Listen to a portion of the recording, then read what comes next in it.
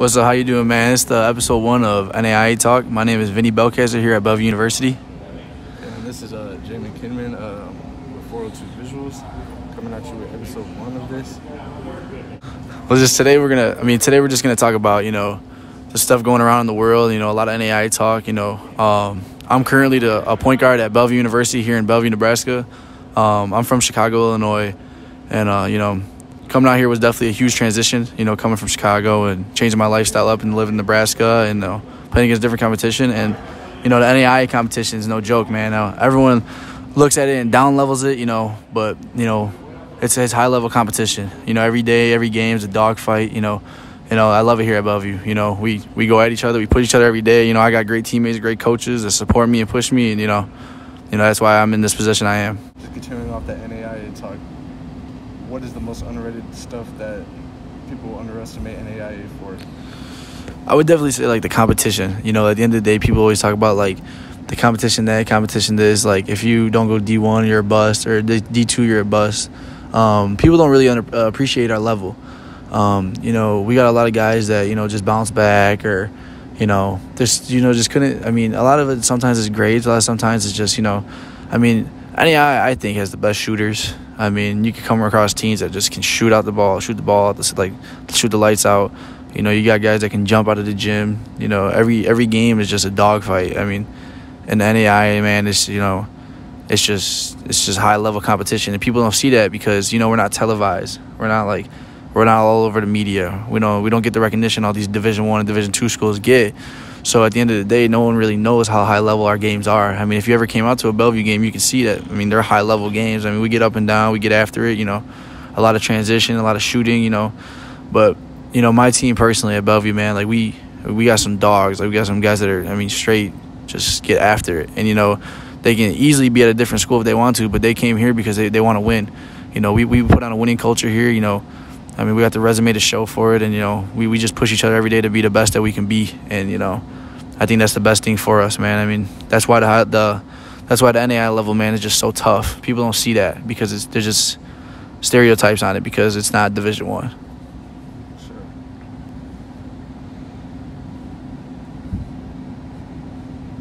So, what do you believe is the biggest difference between Division I and NAIA? I would definitely say, don't get me wrong, man, Division I basketball is Division I basketball. That's the best of the best. But Division I, the biggest difference, personally, is just, I don't really know that level that much. I personally took the route to go NAIA out of high school because, I knew Bellevue was the best fit for me. I set my year out, I did a redshirt year. I got stronger, I got smarter, I got a better player. I grew up behind an All-American point guard that, taught me a lot of things. And, you go through that struggle and you see, it just makes you appreciate where you're at. It makes you appreciate what you have, and it makes you appreciate, man, at the end of the day, it's not Division I, but it's NAIA. At the end of the day, you're going to school, you're getting an education while hooping. A lot of kids can't even get into NAIA school. So at the end of the day, it's a fun experience. It's a fun time. So, I don't really know the Division I level, but I love where I'm at, so I would never want to trade that for nothing. So, yeah, that's a little bit of the NAIA talk from a person who experiences it firsthand. So now on our next topic, we're going to talk about NBA draft. Time we're recording this is NBA draft is tonight, 7 p.m. Central Time. And, yeah, talk about a little bit about your Bulls.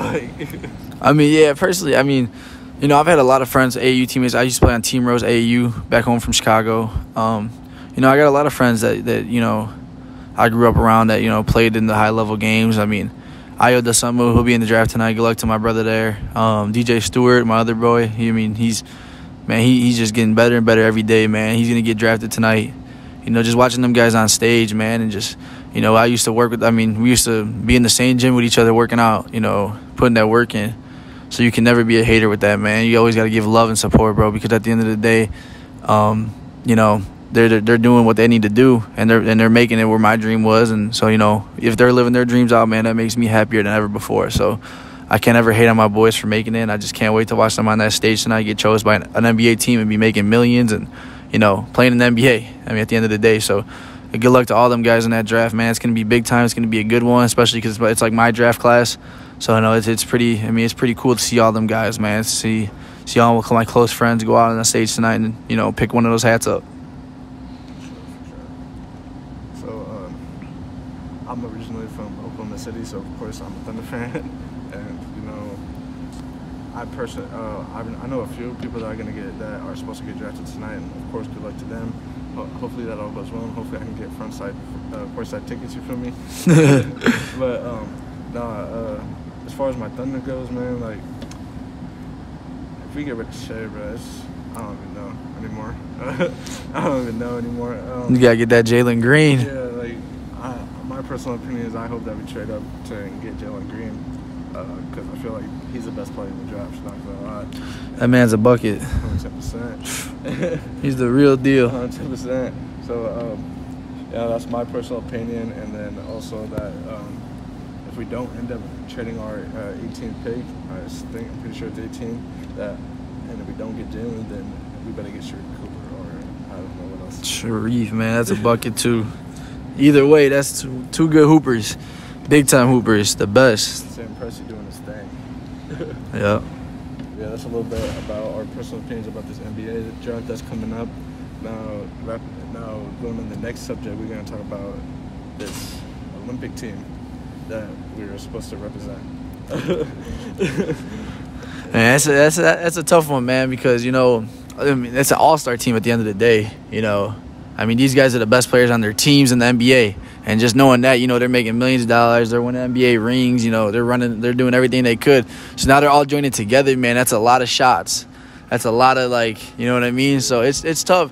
I think personally, I know they got off to a little rough start, but I think personally they're going to lock back in. They're going to get off to, they're going to get back into it. They just got a big 60-point win the other night. I think people are just judging them off their first couple games, man. Guys are tired. Guys just played 2 full seasons back-to-back in the bubble and then right now. And then, it's just tough, man, playing all those games and then having to go out and fly out to Tokyo and, have to do your thing like that and then play with guys you never really played with before. So it's tough. I mean, I see them taking that gold, though.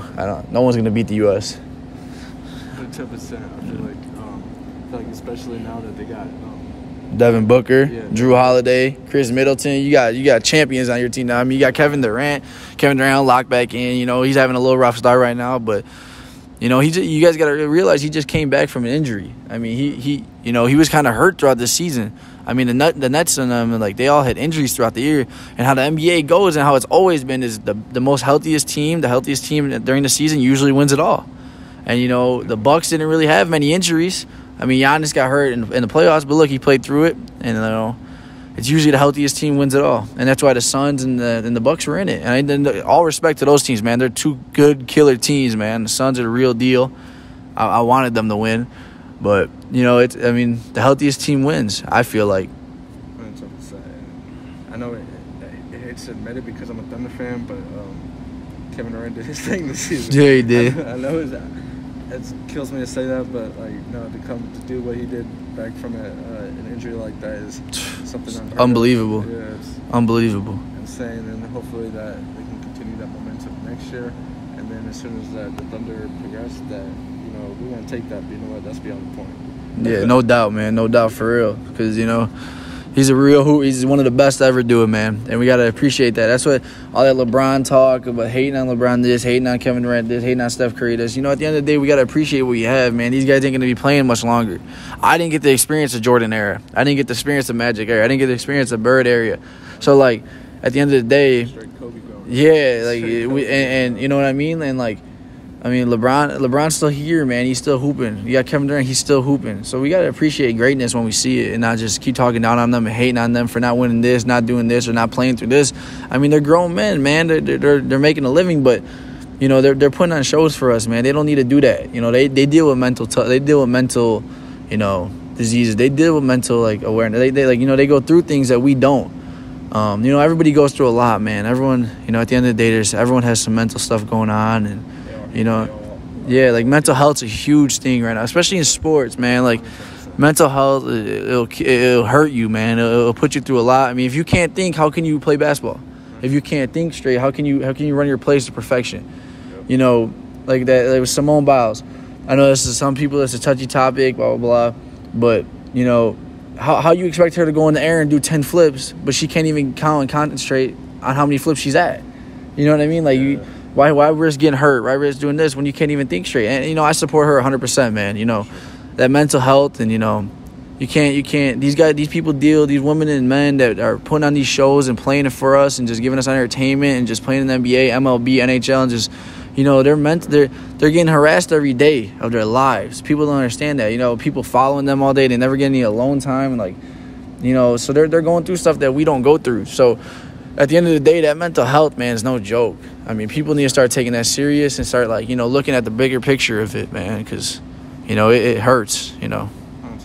Yeah, no, just piggybacking off what he said, no, they're humans too. Like, everyone goes through something, and I feel like, and of course, this day of age, that, like, people are jerks. Like, total jerks. They don't understand. They don't know. They don't do it. Yeah, like the 1980s, like, they had to do it. They didn't really have to do it like social media like it is now. Right. There's no talk on Twitter. There's no talk on Instagram. Yeah, no. So y'all might like laugh at them when they post about that stuff, but like y'all don't realize they didn't have that. Yeah, they don't have what we have. Right. Exactly. And man, just to wrap it up, man, like, you know, we're bringing you guys this podcast every week just to show you guys, man, that there's a lot of topics out there, especially through the NAIA, Division I, Division II, high school. You know, I switched out. I'm from Chicago, Illinois, and, you know, I played high school basketball in Chicago, man, and there's some dogs out there. And, you know, I came out here, you know, I thought it was going to be a different scenery, and, you know, man, there's some real good hoopers out here.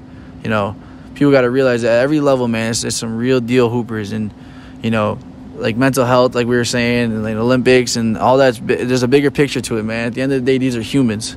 I mean, people are humans. So we're going to bring you guys some great content every week, give you guys different topics on everything that's happening throughout the weeks, and, you know, show you guys, you know, like a lot of NAI talk, a lot of different topics, and, you know, see what happens tonight in the draft. We'll definitely pick back up next week and show you guys what happened in this draft tonight.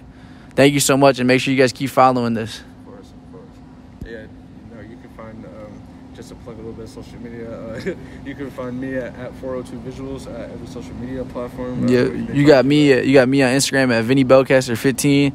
You know, I'm on Twitter, same thing, V Belcaster 15. You know, just follow me there. You go watch our games. You know, watch Bellevue University. Man, we're coming hard this year, but we'll keep talking about that throughout the couple of weeks. But thank you guys, man. Shout out to my teammates. Shout out to everybody. Shout out 402 Who's, baby.